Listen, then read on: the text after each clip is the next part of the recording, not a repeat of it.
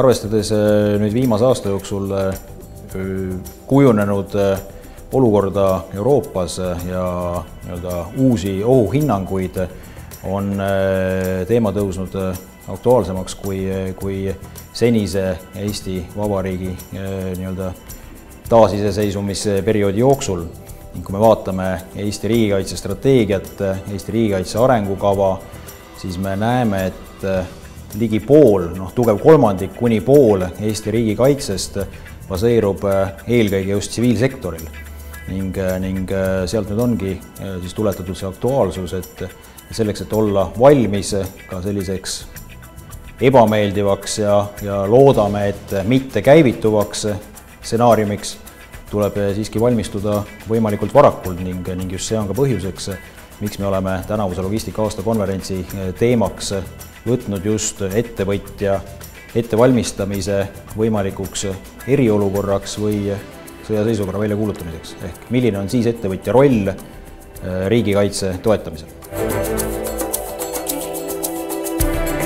Siin on kõige lihtsam muidugi selgitada seda Vegetiuse tsitaadi varal, et kui sa ihkad rahu, siis valmistu sõjaks. Ehk meie ka riigikaitse strateegia peamine eesmärk on just üritada hoiduda Eesti, hoida ära Eesti vastane rünne, aga vajadusel ka Eestit tõhusalt kaitsta. Ning selle ründe ennetamise kõige tõhusam heidutusmeede ongi ise valmisolek. Ehk loomulikult rahvusvaheline koostöö, NATO liikmelisus, see on kindlasti väga oluline turvagarantii ja kindlustuspoliis, kuid esmane on ikka meie totaalkaitse printsiibist lähtuv kogu riigi, kõigi kodanike, kõigi ettevõtete ühine kaitsetahe ning ka valmisolek koostööks sõjalise kaitse, sisekaitse, psühholoogilise kaitse struktuuridega. See on hea küsimus, et sellele kindlasti mina ei oskagi vastust anda ja see on ka üks sellise põhilisi eesmärke konverentsile, et mõista paremini seda, mis juhtuda võib. Üks on selge, et turumajanduse reeglid siis enam ei kehti, ehk väga palju saab olema ümberkorraldusi, seda juba tulenevalt kehtivatest seadustest, eelkõige pean siinkohal siis silmas riigikaitseseadust ehk uut riigikaitseseadust, mis on praegu küll veel eelnõu vormis, aga mis siis seob endasse kokku veel praegu kehtivad sõjaaja riigikaitseseaduse ja rahuaja riigikaitseseaduse ning ettevõtja jaoks on ülimalt tähtis seadusandlik akt riigikaitseliste sundkoormiste seadus. Nüüd nendest seadustest tulenevalt saabki määratletud ka see, mis hakkab juhtuma muuhulgas logistikateenustega, logistika kui sellisega üldse, sest et lisaks juba mainitud seadustele muuhulgas ka Eesti põhiseaduse paragrahv 130 sätestab juba väga oluliste vabaduste piiramist isikutele sõjaseisukorras, mis tähendab, et olukord sellisena, nagu me teda tunneme täna, ei saa kindlasti olema samasugune eriolukorra või erakorralise seisukorra või sõjaseisukorra väljakuulutamisel. Konverentsi eesmärk ikkagi eelkõige ongi tõhustada meie heidutust ja see on ikkagi eelkõige suunatud just sõja ärahoidmisele. Ehk see on esmane eesmärk, ehk tegemist on ettevõtjate riigikaitsealase õppega, kunaks täna vähemalt veel ei ole küll märganud, et sellel teemal ettevõtjad keegi kusagil koolitaks, küll ma usun, et selle teemalisi konverentse, seminari ja kursusi hakkab juba õige pea olema päris mitmeid. Ehk teema kujuneb äärmiselt aktuaalseks.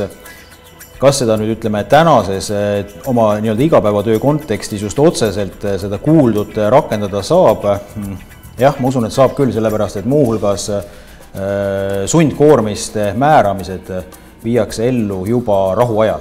Ehk ettevõtjal on mõistlik teada, mis asi üleüldse on sundkoormine, selleks on siis sundvõõrandamine, vara sundkasutus, sundvalduse seadmine ettevõttele saab põhimõtteliselt riik anda sõjaseisukorra väljakuulutamisel ülesandeid, mis on nii-öelda prioriteetsemad ettevõtte muudest tegevustest. Ühesõnaga, ma arvan, et ettevõtja saab aimu sellest nii-öelda seadusandlikust raamistikust, millest tal tuleb ühel, teisel või kolmandal moel juba nii-öelda orienteeruma hakata ka enne erakorralise või sõjaseisukorra väljakuulutamist. Sihtgrupina eelkõige ma näen logistika, tarneahela juhte, ettevõtte tippjuhte, omanikke, sealhulgas ka mitte ainult logistika või tootmiskaubandusettevõtete, vaid üleüldse ettevõtete omanike ja juhte. Sest kui me nüüd vaatame neid valdkondi, kus tsiviilsektor osutab toetust sõjalisele riigikaitsele, siis need on tegelikult väga laiad, nii et siin nii-öelda nagu valdkonnati ei oskagi kedagi esile tõsta, et kes on see otsene sihtrühm. Võib-olla kui natuke teisiti sõnastada see sihtrühma lahti, siis kõik need, kes lugedes selliseid dokumente nagu riigikaitse strateegia, riigikaitse arengukava, riigikaitseliste sundkoormiste seadus, riigivastutuse seadus, ei saa päris täpselt aru, et kuidas hakkab siiski toimima erakorralise või sõjaseisukorra väljakuulutamisel koostöö riigi sõjalise kaitse, sisekaitse ja tsiviilsektori vahel. Ehk nendele küsimustele me eelkõige üritame leida ja saada vastused konverentsil.